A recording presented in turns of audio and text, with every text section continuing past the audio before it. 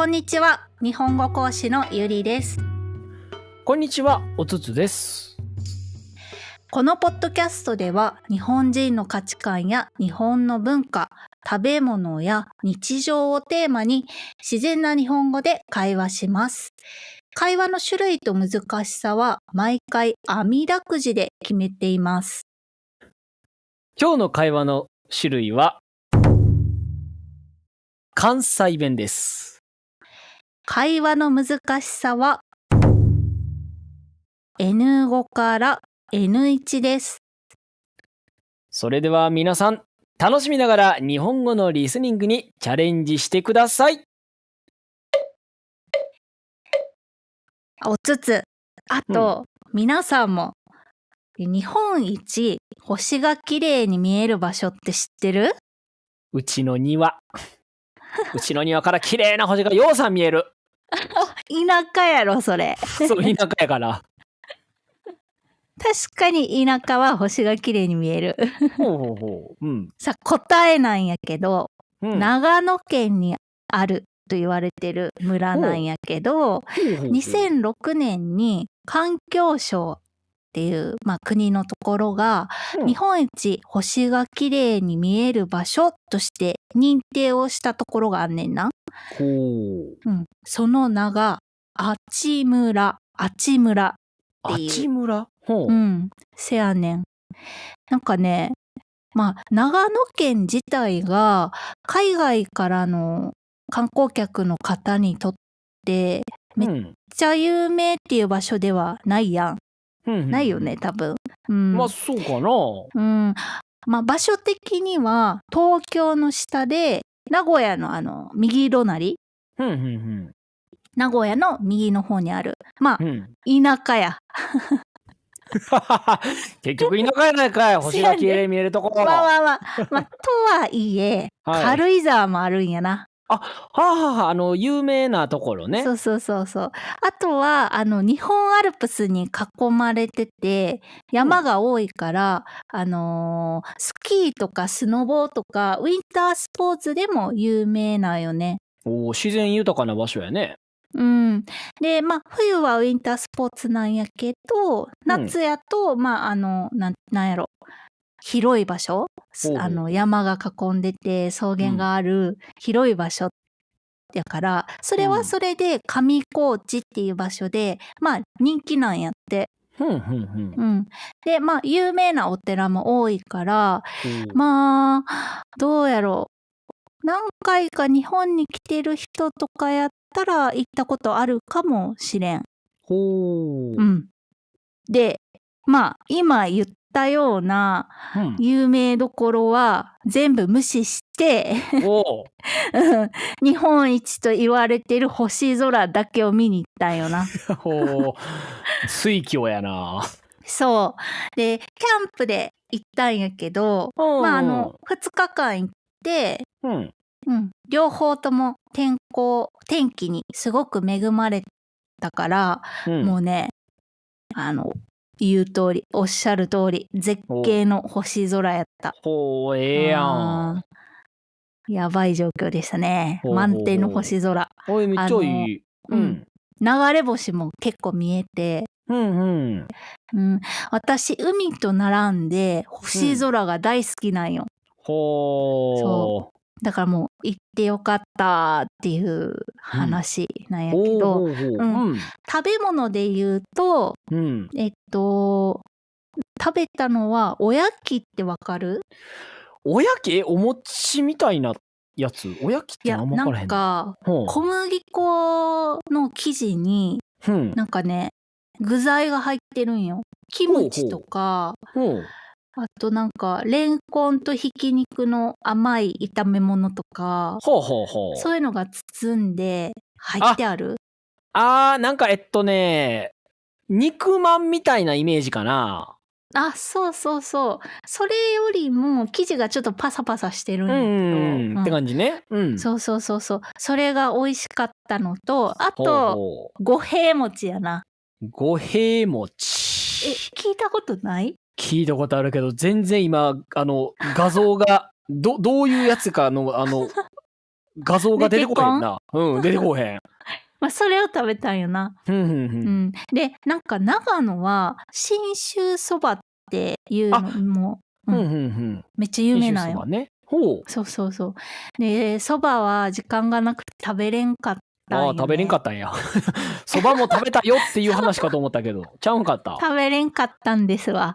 でさ、長野の、なんかお蕎麦っていうのは、くるみだれっていう、くるみのペーストをめんつゆで溶かしたそばつゆで食べるんやって。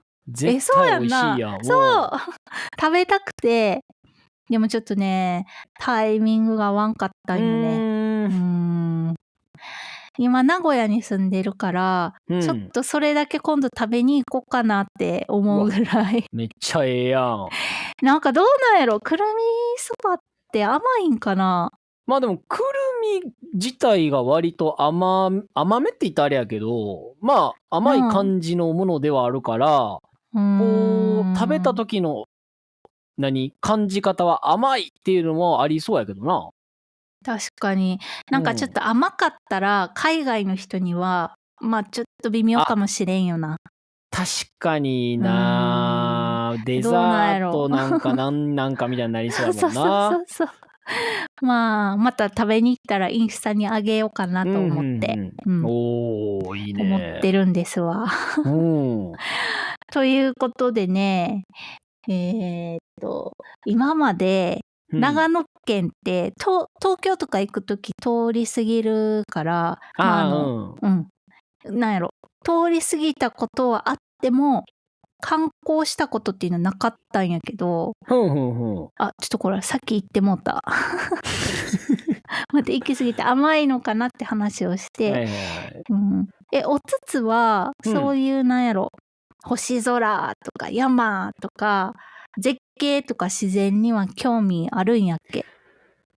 絶景というか、まあ、星空とかは結構見るのが好きで、まあ、さっきも冒頭で挙げたように、実家の星空もやっぱり好きやねんけど、長野も、実は、まあ、コロナが流行る前は、うちの家族と他の家族、合計3家族で、長野県に集まって、2泊3日するっていうのをやっててんやんか。そうなんや。で、そこでログハウス、木がさ、長野の、一帯というかその土地で木がめちゃくちゃ生えてるところがあんねんやんか。もうずっと見渡す限り木っていうぐらい、木が生えてるところに、まあ駐車場とかログハウスがあるところがあって、そこに、まあ泊まって、近くのテニス場でテニスしたりとか、プールでプールしたりとか、あとマレットゴルフしたりしてた。なんか、めっちゃ楽しそうやな。めちゃくちゃアクティビティ。もう。で、夜は周り木やからさ、すごい暗いから、上を見上げたら、星空がめっちゃ輝いてて、綺麗やったっていうのがあるから、そう考えたら、コロナ終わってから全然行けてないから、久しぶりに長野行きたいなと思ったかな、今の話聞いてて。復活する可能性あんのかな？どうなんだろう、もうな、うちのお父さんもお母様60過ぎてもうてるからな。おじいちゃんおばあちゃんやから体力ないかもしれん。結構遠いもんな、関西から。遠いねん。そう、運転するにも3時間ぐらいかかんねん。いや、3時間で済むかな？もっとかかるな。もうちょっとかかりそうな気もするな。そう。それぐらい遠いけど、でもめちゃくちゃ素敵な場所やね、長野。長野いいよね。いいよね、本当に。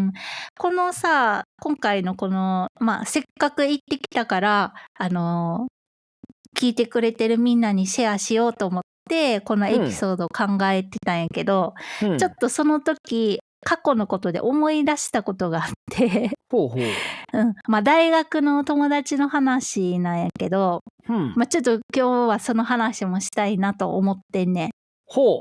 はい。なんじゃい。私さ、自然が好きなわけやん。だから海でシュノーケルしたりとか、まあ、キャンプしたりとか、わざわざさ、お金と時間をかけて足を運ぶわけやん。うんうんうん。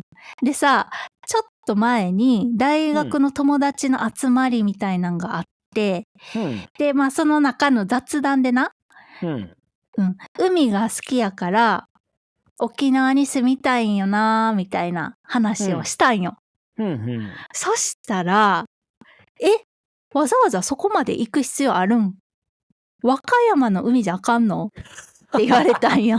なるほどなるほど。どうこれな、言い方がちょっと言葉だけやと伝わらんと思うねんな。で、言い方まで言ったら、なんて言うんやろな。ちょっとな、なんかバカにしたようなって言ったらあれなんやけど、なんかそんな感じで。まあなんかうん。海外で言うと、例えば日本のラーメンが食べたいみたいになった時に、でも海外にも日本のラーメン屋さんあるやんみたいな言われる感じかな。違う。日本に行ってラーメンが食べたいねみたいな。に似てるかな。それは近いかもしれん。そう、違うそれはと。で、なんか言ってる方は本当にその話理解できないみたいなニュアンス。で、ちょっとなんか笑ってて、なんかお金無駄じゃねみたいな。で、そういう感じで言われた時に、私結構心に衝撃を受けたよな。で、これが価値観の違いってやつかと思って、思ったんよな。はあ、なるほどね。価値観の違いね。そう。なんかね、大学の時は毎日お昼一緒に食べてて、まあ仲良くしてたんよな。でもさ、その時はさ、だから一緒の時間を過ごしてたわけやん。同じ学部やったから、まあ授業も同じの子が結構多かったしな。でも、その後の人生で道が分かたれて、お互い話がなくなっていくわけやん。でさ、そういう話さ、みんなよく言ってるやん。なんか子供が、みんな友達が結婚して子供できたら、なんか遊ばんくなったみたいな、話合わんくなったみたいな。そう。その聞いてた話が今まさに降りかかったと思って。なるほどね。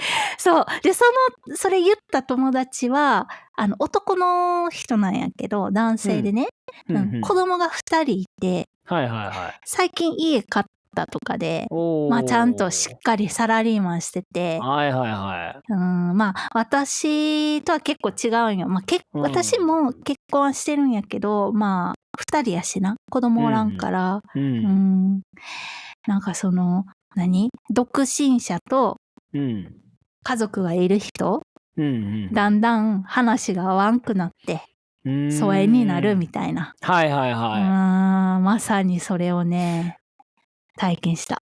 はあ。星の話とは打って変わっていやでね、その星空を見たときに、私はそれが見たくて、それに価値があると思って、まあ時間をかけていったんやけど、そういう私が大切にしてる感覚っていうのも、まあ、人によってはなんか無価値で価値がないっていうことってあるんやなーって、なんか当たり前やけどあるよなーと思って、その星空を見ながらちょっとまあそういうことを思い出したりしたいよ。センチメンタルになってるやん。星空見て。いやー、なんかね、私結構価値観違うってことを受け入れられるタイプなんよ。なんかさ、人と人ってさ、違うやん。そうね。違うね。もう全然違うね。そうやんな。だって生きてきた人生が違うから、価値観違うのは当たり前やん。そう。だからなんかさ、違っても、お互いなんやろ、まあ歩み寄ったり、なんかそういうのもあるんやって思ったり。まあこの人はそういう考え方なんやなってのが多いかな。いや、そう。そうやん。結構そうなんちゃうかなって思ってたんやけど、なんかね、彼の言い方、その友達の言い方がなんやろな、なんか、歩み寄る余地がなかった。なんやろな。変わっ全くてしまったんだな。そう。こっちに歩み寄る余地もないような言い方やって、なんかさ、価値観の違いで別れたっていう話ってさ、恋愛とかでよく聞くやん。あるね。私今までそういうのってようわからんなって思ってたんやけど、これやと思って。初めて経験したんや。そう、この年でちょっと遅いかもしれん。まあでも、この年ぐらいになると、いっぱいあるんちゃうかな。みんな、人生のステージが変わってくるからね。海外はどうかわかんないけど。確かに、大人になってってことやんな。そう、大人になって環境が変わるからね。仕事とか。確かに。なんか、なんやろ、大学生の時も、違うっちゃ違うけど、大人になると、やっぱより、なんやろ、それぞれのステージ変わってくるってことやんな。そうね。やっぱ生き方で変わってくるかなとは思うかな。なんかな。なんていうか、いや、価値観が違うから付き合っていくのは難しいかもっていうのを、今まで感じたことなかったけど、相手に歩み寄る余地がないってこっち側が認識したときに、そうやって思ってしまうんやっていうことを理解した。なるほどね。そう。それを言われた瞬間ね、なんかイラッとしたんよ。多分、価値がないような言い方をされたから。でも、よく考えたら価値観は人それぞれ違うから、なんかちょっとバカにしたような感じで、自分の好きなものを否定されたからと言って、イラッとする必要もないよなっていう。しちゃうけどね。好きなものをバカにされたらどうしても人間ね。見てる場所、見てるもの、生きてる場所、違うんやなって思えば、何も思わんなって思った。楽ですね。そう。で、なんかね、この価値観の違いは、なんやろ、すり合わせることが難しそうだなと思って、言い方的にも。だからこの別れを予感させる価値観の違いを体験した話っていうタイトルなんやけど。なるほどね。そういうことね。そうなんですわ。そう。いう話をね、今日はシェアしたかった。なるほど。おつつはさ、聞いてるみんなにも聞きたいけどさ、自分にとっては大事なことやったんやけど、人にはなんか理解されんかったみたいなことある？なんやろう。わからんな。でも、せやね。そもそも、なんか、合わなさそうな人とはあまり仲良くしようとしないから、あんまりそういう経験ないかもな。そもそも？そもそも。あとやっぱ、自由に生きすぎて、なんかあんまりそういうのない。あまり人のそういうの興味ないかな。興味ないかな。ということで、長野県通り過ぎたことはあっても、観光したことなかったんで、今回はその体験をシェアしました。あとちょっとその時考えたことな。長野県田舎やけど、私と同じように自然が好きっていう人はめっちゃ満足できると思うから、日本の主要な観光地、行き尽くしたよって人は行ってみたらいいかもしらん。どう思う？